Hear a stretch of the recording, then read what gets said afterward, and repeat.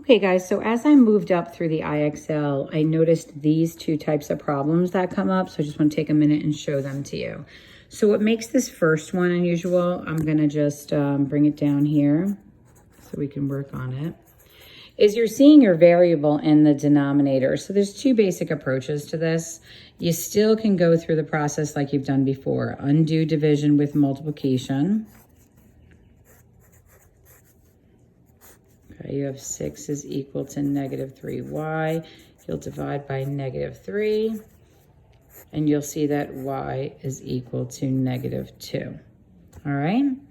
Another way you could have approached this, just to remind you guys, negative 3 is a numerator. So because this is two fractions equal to each other, you can do cross products.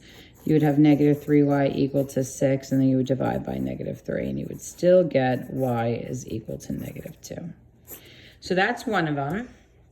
And the other one, it's so interesting to me the way that they put this out on IXL. Like they should really make use of parentheses.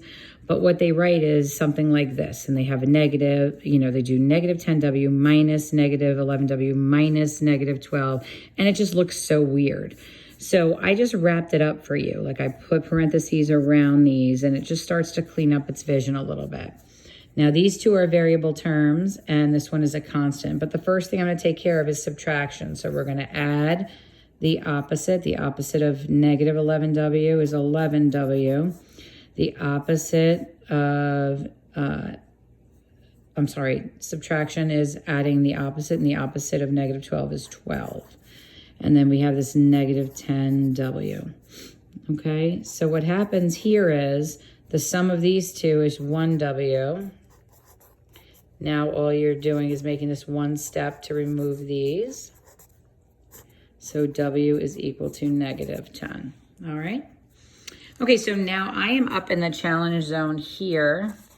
And so I'm just going to walk you through one or two of these, and then I'm going to show you one more thing. So when you get to here, you're going to distribute first, then you would combine these two constants, and then you would solve. Okay, I'll show you this. Now, again, you guys have calculators, so I would definitely make sure that you're making use of them. So nothing is happening on the left. We've got some gem dosing to do on the right. So we have 6z, and we're gonna make sure we calculate correctly. So we're gonna do, hold on a second, I think my calculator's broken. All right, so we're gonna do 83 times the 6. We have 498. Minus 498 minus 62. All right, so we're gonna add that. We're gonna add up those negatives, and I get negative 560. So I have 6z minus 560 is equal to negative 2. We're going to add the 560 to both sides to isolate the term with the variable. Doesn't matter when it's in equals, if it's an equation. It doesn't matter that it is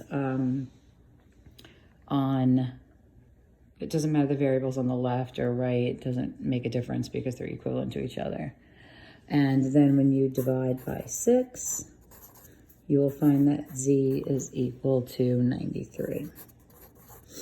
Okay, notice the equals are generally over equals. We gemmed this, combined our constants, got to basic two-step, and went from there.